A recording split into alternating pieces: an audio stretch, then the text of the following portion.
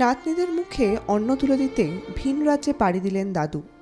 অভাবের সংসারে দিদার কাছেই বড় হচ্ছে মালদা জেলার কাঁঠালবাড়ি গ্রামের 3 শিশু। জন্মের কিছু মাসের মধ্যেই মাতৃবিয়োগ হয়েছে চাঁদনি, হাসি ও খুশি মণ্ডলের। পারিবারিক কলহের জেরে 1 মাস আগেই খুন হন লিপিকা মণ্ডল। অভিযোগ ওঠে গত 2রা মার্চ শ্বশুরবাড়ির লোকেরা গায়ে আগুন লাগিয়ে লিপিকাকে খুন করার চেষ্টা করে। পরবর্তীকালে তাকে মালদা মেডিকেল কলেজে ভর্তি করা হলে গত 8ই মার্চ মারা যান লিপিকা। আর তারপর গায়ে আগুন লাগিয়ে পুড়িয়ে মারার অভিযোগে গ্রেফতার হন তার স্বামী পিন্টু মণ্ডল। তবে একই সঙ্গে মাতৃপিতৃবিয়োগে অসহায় হয়ে পড়ে তাদের 3 শিশু কন্যা।